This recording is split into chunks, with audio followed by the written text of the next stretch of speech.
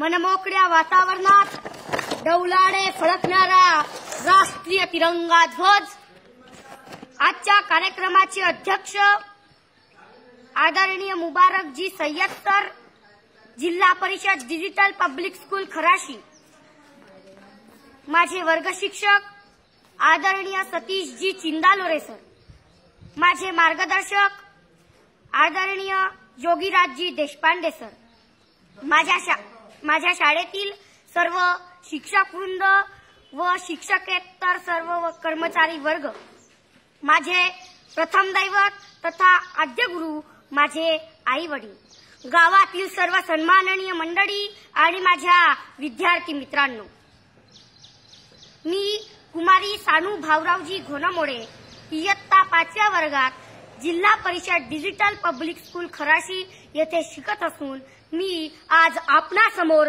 15 August 1947 ते 15 August 2021 यांतील घडामोडींवर भाष्य करणार आहे. मित्र हो, स्वातंत्र्य म्हणजे स्वैराचं नव्हे, स्वातंत्र्य म्हणजे स्वैराचं नव्हे. स्वातंत्र्य टिकविण्यासाठी आपल्याला आपल्या देशाला देव मानावे लागेल. हे सत्य कडूनही लोक मात्र वळत नाही, कारण चराचर सृष्टीला निर्माण करण्यासाठी त्या परमेश्वराला वाटले की या देशाची स्वर्गभूमी व्हावी आणि येथील माणसाने जगाला माणुसकी शिकवावी. यासाठीच परमेश्वराने माणसाला जन्माला घातले.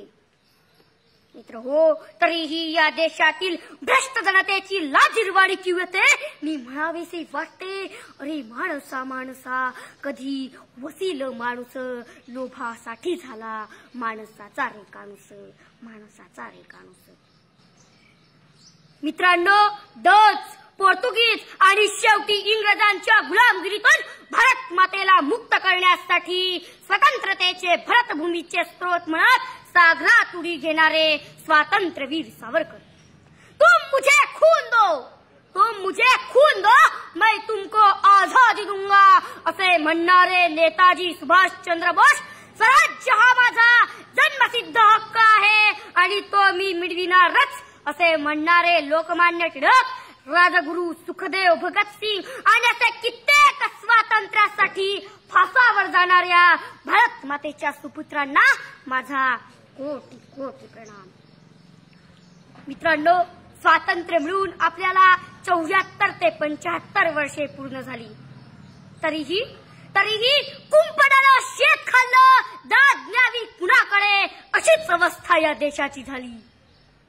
धर्म, पंथ, जात, प्रांत, भाषा भेद आणि प्रादेशिक राजकीय पक्ष अशा प्रकारचा कर्करोग म्हणजेच कॅन्सरची बिमारी अर्थात कुटनीती या धूर्त संधी साधू राजकारण्यांनी फैलावयाला सुरुवात केली आणि याच कारणाने भारत मातेचा एकसंघ चेहरा डागाळतो की काय असा यक्ष प्रश्न निर्माण झाला. मित्रांनो, राष्ट्रसंत सांगून गेले की गाव हा विश्वाचा नकाशा आहे. मित्रांनो, राष्ट्रसंत सांगून गेले की गाव हा विश्वाचा नकाशा आहे, कारण गावावरून देशावरून जगाची पारख करून राष्ट्रसंतांनी हे विश्वाची माझे घर असे हा महामंत्र जगाला दिला.